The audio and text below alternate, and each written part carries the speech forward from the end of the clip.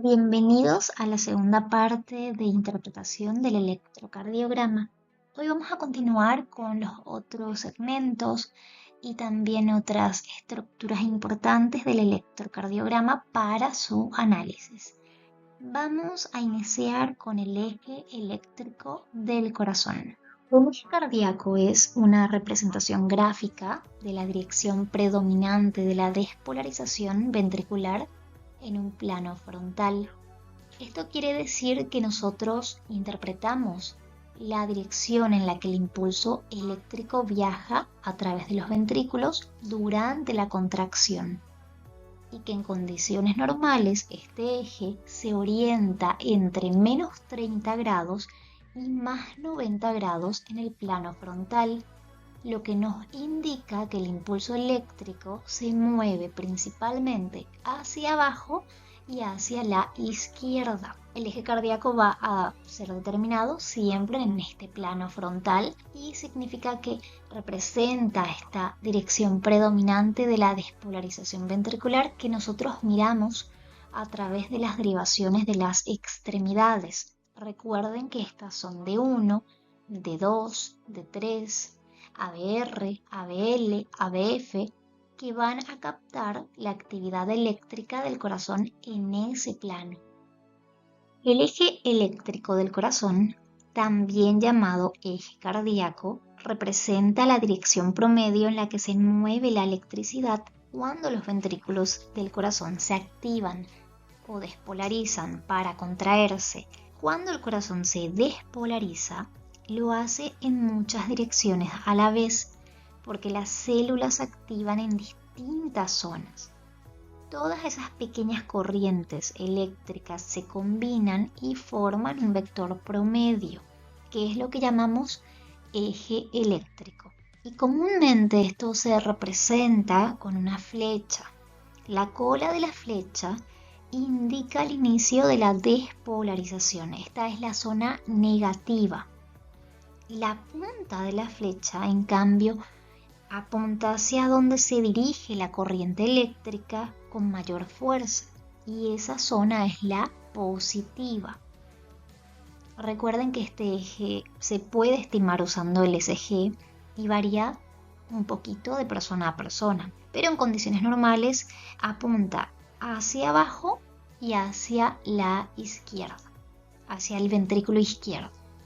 El eje cardíaco se puede clasificar en distintas categorías. Como pueden ver, tenemos una categoría normal, la desviación hacia la izquierda, la desviación hacia la derecha y también una desviación extrema.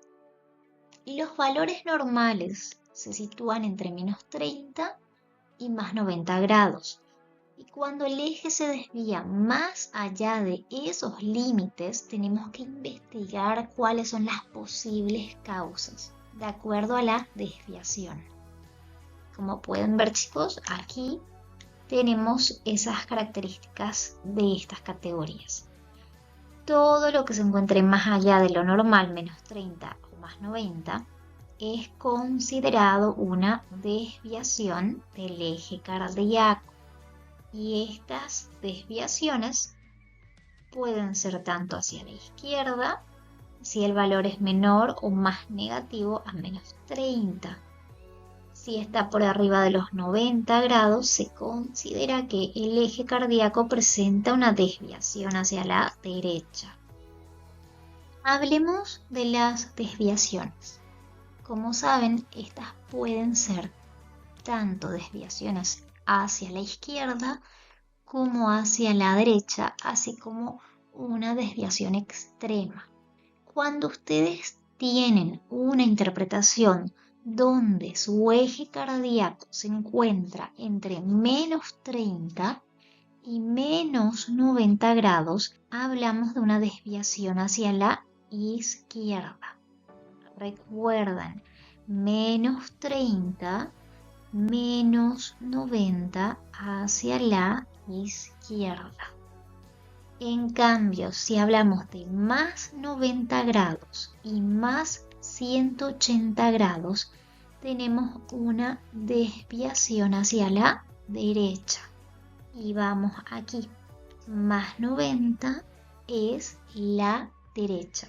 Cuando estamos con una desviación que es indeterminada o extrema, tenemos un grado de menos 90 a menos 180.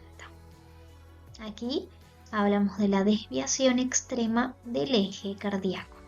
Recuerden, cuando tienen menos 90 y menos 180, hablamos de la desviación extrema.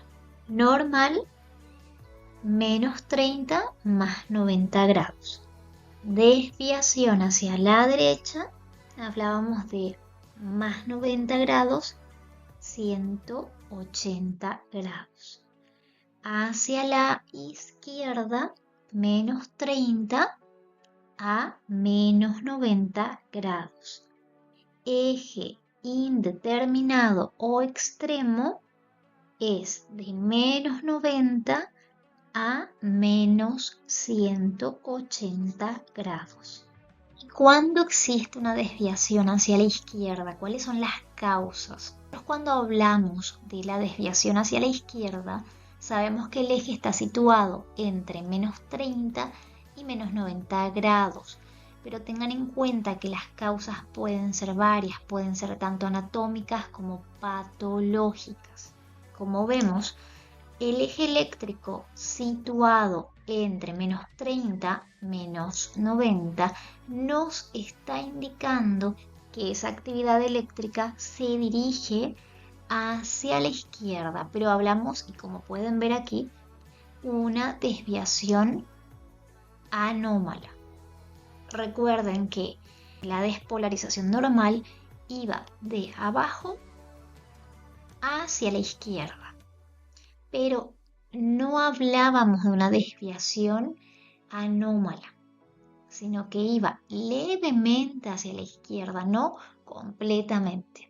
En este caso, cuando se manifiesta de esta forma, y como pueden observar, la despolarización a nivel ventricular se dirige hacia este vector.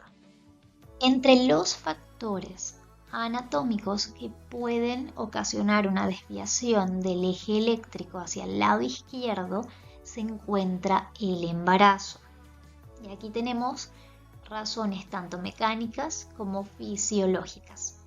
Una de ellas es la elevación del diafragma, porque a medida que crece el útero, va empujando el diafragma hacia arriba, lo que cambia la posición del corazón dentro del tórax. También tenemos la rotación del corazón. Esa elevación va a rotar el corazón un poco, nada más, hacia la izquierda y hacia atrás. Esto va a modificar, por tanto, la dirección en la que se propagan los impulsos eléctricos. También vamos a encontrar cambios en la conducción eléctrica, aunque mucho más sutil. Van a presentar estas pacientes adaptaciones cardiovasculares, mayor volumen sanguíneo, los cambios hormonales, que pueden influir ligeramente en la despolarización ventricular. Y esto suele generar una desviación del eje hacia el lado izquierdo, que puede igualmente mantenerse dentro de lo normal, pero en algunos casos puede alcanzar una desviación leve. Dentro de los factores patológicos destacan la hipertrofia ventricular izquierda y los bloqueos fasciculares. La hipertrofia ventricular izquierda es el crecimiento del músculo del ventrículo izquierdo. Esto hace que la influencia eléctrica sea mayor. El hemibloqueo anterior izquierdo, alteración en la conducción eléctrica que afecta el fascículo anterior del haz de His. También ocurre por infartos inferiores. La muerte de tejido en la parte inferior del corazón también puede hacer que la actividad eléctrica se redirija más hacia el lado izquierdo. Y cuando hablamos de una desviación hacia el lado derecho, como sabemos, esta se encontraba a más 90 grados y más 180 grados. Aquí también podemos tener diversas causas. Entre estas pueden ser tanto normales como patológicas. Puede ser normal en personas delgadas, en atletas, pero en los casos patológicos quizá sea indicativo de una sobrecarga del ventrículo derecho. Y vemos nuevamente aquí, más 90, más 180, desviación hacia el lado derecho. Entre las causas normales de la desviación hacia la derecha del eje eléctrico puede ser normal en los recién nacidos y niños pequeños, así como también en algunos adultos jóvenes y delgados. Cuando hablamos de los RN y cómo esta desviación puede ser normal, recuerden que en estos pacientitos existe un predominio del ventrículo derecho, porque al nacer el ventrículo derecho está más desarrollado y trabaja más porque estuvo bombeando sangre a la placenta a través de la arteria pulmonar que tenía alta resistencia antes del nacimiento. Y eso genera más actividad eléctrica en el lado derecho del corazón. Como resultado, el eje eléctrico se desvía fisiológicamente hacia la derecha, usualmente a más 90 y más 180 grados. Esto es en los primeros días o meses de vida. Con el crecimiento, a medida que los pulmones se expanden y baja la resistencia pulmonar, el ventrículo izquierdo empieza a dominar y el eje se va normalizando. En nuestros adultos jóvenes tenemos que la posición vertical del corazón genera esta desviación fisiológica. Recuerden que en personas delgadas y de tórax estrecho, el corazón tiende a estar más vertical dentro del tórax. Esto hace que el eje eléctrico también se oriente más verticalmente, acercándose o superando los más 90 grados. Y esto, recuerden, se considera una variante normal si no tenemos signos clínicos de alteraciones en el ECG. Una desviación del eje hacia la derecha puede ser normal dependiendo de la edad y el tipo de cuerpo, y no siempre nos indica una patología cardíaca. Dentro de las causas patológicas de la desviación derecha, las más comunes son la hipertrofia ventricular derecha, el embolismo pulmonar, la enfermedad pulmonar obstructiva crónica y el bloqueo de rama derecha. Así como también podemos tener los errores durante la colocación de los electrodos. Si hablamos de la EPOC, la enfermedad pulmonar obstructiva crónica, recuerden que el tórax en tonel desplaza al corazón alterando la dirección del eje. Y el tromboembolismo pulmonar, que es el coágulo en los pulmones, sabemos que puede afectar la presión en el ventrículo derecho causando la hipertrofia de este. Y como resultado tenemos una desviación hacia la derecha en la mayoría de los casos. Entre las causas patológicas de la desviación del eje cardíaco hacia la derecha tenemos la hipertrofia del ventrículo derecho. Esto es el aumento de tamaño del ventrículo derecho y ocurre por una sobrecarga de presión o volumen y al agrandarse cambia la dirección en la que se propaga la actividad eléctrica, desplazándola hacia la derecha. Otra condición es la dextrocardia. La dextrocardia es cuando el corazón está localizado en el lado derecho del tórax. Esto modifica completamente la dirección normal del eje eléctrico y lo orienta hacia la derecha. También tenemos el síndrome de Wolff-Parkinson-White, que es un trastorno de la conducción eléctrica donde existe una vía accesoria que puede alterar la dirección normal del eje, dependiendo de su ubicación. Entre las causas de conducción también tenemos el hemibloqueo posterior izquierdo, que es un bloqueo parcial de la conducción eléctrica en la rama posterior izquierda del sistema de conducción y como resultado la actividad eléctrica tiende a dirigirse hacia la derecha. En el infarto lateral, cuando la falta de irrigación en las paredes laterales del corazón afecta el tejido cardíaco, puede hacer que la electricidad se desplace hacia la derecha como compensación. Antes de interpretar el eje eléctrico, tienen que comprender de qué se trata, qué vamos a estar viendo, analizando. Para eso vamos a ver estos 3 puntos clave que son, en base a nuestro método que vamos a aplicar, vamos a mirar 2 derivaciones del plano frontal. Estas son D1 y ABF. En ambas derivaciones lo que van a mirar es el complejo QRS, porque estamos mirando la despolarización o la dirección a la que se dirige esta electricidad al momento de despolarizar o contraer los ventrículos.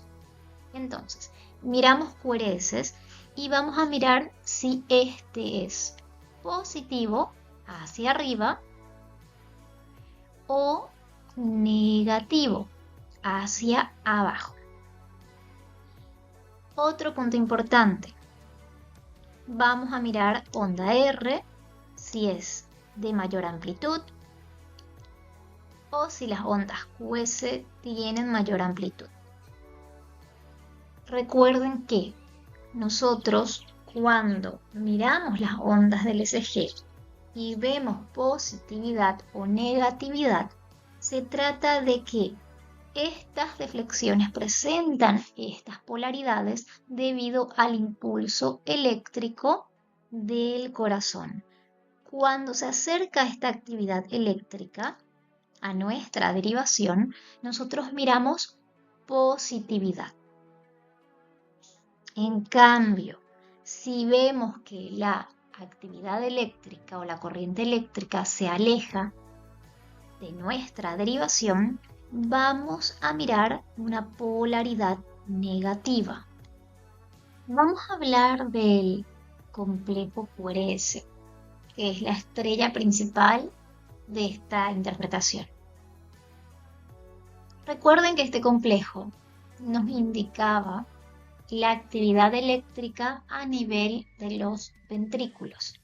Es decir, hablamos de la despolarización ventricular, que nosotros lo observábamos en el ECG por una combinación de ondas que presentaba primeramente una onda Q, que es la onda inicial y es pequeña y negativa. La siguiente onda es la onda R, que es la onda positiva, y la tercera de este complejo de ondas es la onda S. También es negativa como la primera, pero esta sigue después de la onda R. Y como saben, el complejo QRS presenta entonces polaridades positivas y negativas. Pero también presenta otra variante que es el QRS isodifásico. Cuando hablamos de un complejo QRS isodifásico, hablamos de que presenta una parte positiva, la onda R, y la parte negativa, S o Q, que tienen aproximadamente el mismo tamaño. Esto quiere decir que tanto la onda R como la onda S o Q se ven simétricas en amplitud, pero con sentidos opuestos. No predomina ni la parte positiva ni la parte negativa porque están equilibradas. Esto que vemos aquí representa esa variante, el eje isodifásico.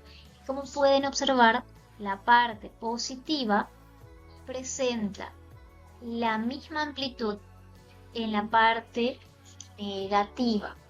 Entonces, complejo QRS isodifásico va a ser aquel donde la amplitud eléctrica positiva y negativa son iguales.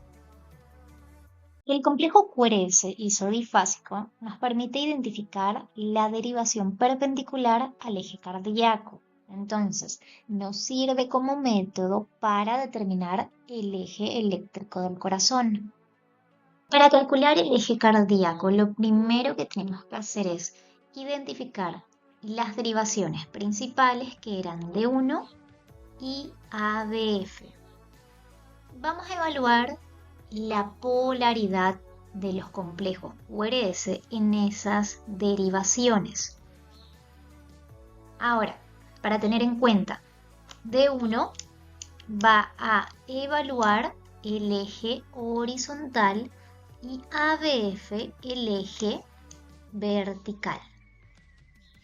Miren sus QRS y vamos a empezar la interpretación. Si tenemos positividad, es decir, D1 el QRS es positivo y ABF también es positivo, estamos con un eje normal, porque está entre 0 grados y más 90 grados. Si tenemos un QRS donde D1 es positivo, pero ABF es negativo, entonces nuestro eje presenta una desviación hacia la izquierda, porque está entre 0 grados y menos 90 grados. Vamos a mirar otro caso. Si el QRS es negativo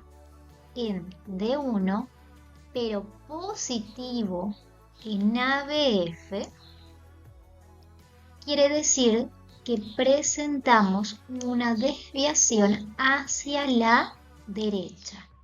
¿Por qué hacia la derecha? Porque tenemos un eje que está entre más 90 grados y más 180 grados. Si en ambos casos tenemos que el QRS es negativo tanto en D1 como en ABF, tenemos un eje indeterminado o extremo, porque tenemos un eje que va entre menos 90 grados y menos 180 grados. Ahora vamos a repasar. Recuerden que este método consistía en mirar las derivaciones frontales de D1 y ABF, evaluar la polaridad de ambos complejos y utilizar el círculo de coordenadas para localizar su eje. Si nosotros vamos y observamos los complejos QRS en estas derivaciones y nos marcan en ambas positividad, estamos hablando de un eje cardíaco normal. Y según la literatura, muchas fuentes indican que lo normal se encuentra entre menos 30 grados y más 90 grados. Claro, sabemos también que a partir de 0 grados es normal, hasta más 90. Cada una de estas derivaciones están mirando la actividad eléctrica en estos ejes. Recordemos, D1 en el eje horizontal y ABF en el vertical. Otra forma de interpretar la desviación hacia la izquierda es mirando la derivación de 1, ABF y de 2. Esto se hace cuando D1 es positivo, pero ABF es negativo. En este caso nos indica este método que tenemos que mirar D2. Y si D2 es positivo, estamos con un eje normal. En cambio, si D2 también es negativo, entonces nos indica que se presenta la desviación hacia la izquierda. Si hablamos del eje desviado hacia la derecha, estamos hablando de que hay negatividad en D1, aquí, y positividad en ABF. Entonces miramos los complejos QRS y en D1 nos marca un QRS negativo, mientras que en ABF uno positivo. Esto nos marca un eje desviado hacia la derecha, a más 90 grados y más 180 grados. Si hablamos de un eje indeterminado o desviación extrema, quiere decir que en ambas derivaciones, tanto en D1 como ABF, existe negatividad. Miramos D1 y hay un QRS negativo, vamos a ABF y también nos marca un QRS negativo. En este caso vamos a tener un eje que está a menos 90 grados y a menos 180 grados. Bueno, ahora les toca a ustedes. ¿Qué tipo de eje cardíaco tenemos aquí? Y recuerden, teníamos que mirar las derivaciones frontales de 1 y ABF.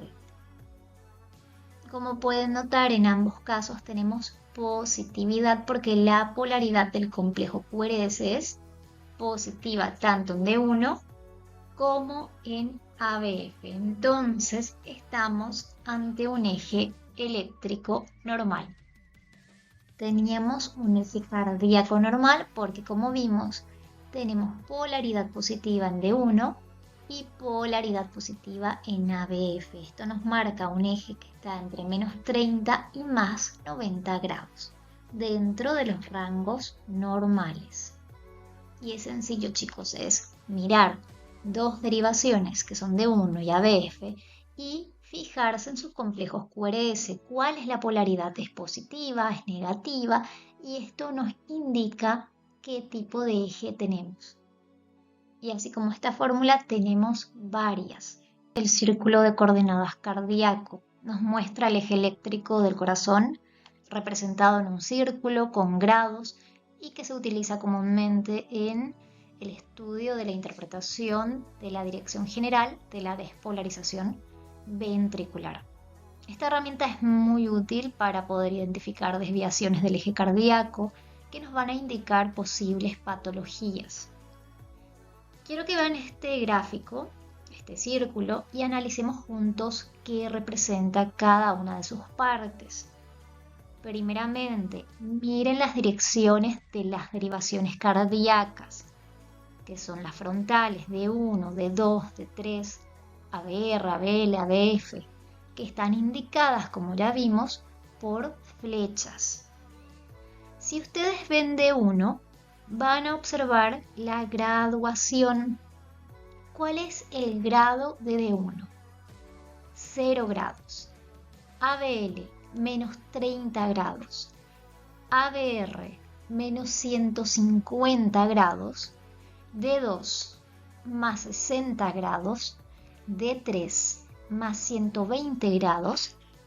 ABF, más 90 grados. Luego tenemos las zonas marcadas del eje cardíaco por colores.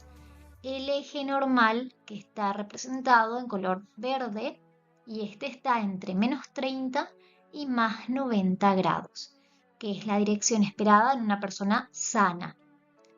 tenemos el eje cardíaco desviado hacia la izquierda, representado en color amarillo, que está a menos 30 grados y menos 90 grados, que nos puede indicar fácilmente una hipertrofia ventricular izquierda o algún otro tipo de problema. También tenemos el eje desviado a la derecha, que está representado en color azul a más 90 grados y a más 180 grados. Puede ser a causa de una hipertrofia ventricular derecha, puede ser un embolismo pulmonar, entre otras patologías. Y también tenemos representado la desviación extrema del eje, que está a menos 90 grados y a menos 180 grados, que está representado en color rosado. Esta ya es una condición anormal, severa, que sugiere problemas eléctricos serios del corazón. Este círculo de coordenadas sirve muchísimo en la práctica clínica. Se comparan los QRS, como vimos, en las distintas derivaciones del ECG para determinar la dirección predominante de la despolarización ventricular. Y según esa dirección, se clasifica en uno de los 4 cuadrantes mencionados. Dentro de la interpretación del electrocardiograma también tenemos que evaluar el segmento ST, que representa el inicio de la repolarización ventricular. Por característica normal, este debe ser isoeléctrico, no debe presentar elevaciones o depresiones significativas.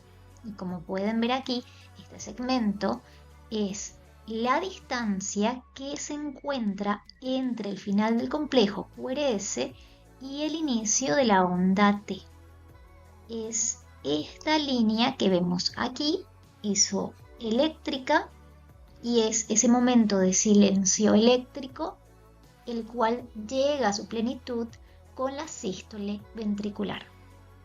El segmento ST normal es una línea plana, isoeléctrica, aunque también se considera normal una ligera elevación o depresión entre 0.5 y 1 milímetro de segmento ST. Esto se traduce como un cuadrado pequeño en el papel del ECG. La duración normal es de hasta 0.20 segundos. Esta también puede presentar variaciones con la frecuencia cardíaca. Su duración es inversa a la frecuencia cardíaca, lo que quiere decir que cuanto mayor sea la frecuencia, menor será el segmento CT. El punto J es el punto de unión entre el final del complejo QRS y el inicio del segmento CT. Esta es la clave para poder detectar lesiones isquémicas o sobrecargas ventriculares. En el electrocardiograma, el punto J representa el lugar donde se debe iniciar a medir la elevación o depresión del segmento ST. Se considera normal una elevación o depresión menor o igual a 1 milímetro medida a 0.04 segundos, que es un cuadradito pequeño en el ECG, desde nuestro punto J. La valoración del segmento ST nos permite identificar eventos como isquemia, lesión o infarto. Se considera significativo cuando hay elevación o depresión de 1 milímetro o más en derivaciones contiguas. Para valorar este segmento tenemos que tener también en cuenta el punto J y nuestra línea basal del electrocardiograma. Para determinar la línea basal del electrocardiograma se debe utilizar el segmento TP previo. El segmento TP, este que ven aquí, es la distancia entre el final de la onda T y el inicio de la onda P. Para determinar si el punto J y el ST son normales, entonces se va a utilizar la línea basal, esta que vemos marcada en verde, que se forma con este segmento TP previo. En este ejemplo, ambos son isoeléctricos, entonces podemos decir que son normales.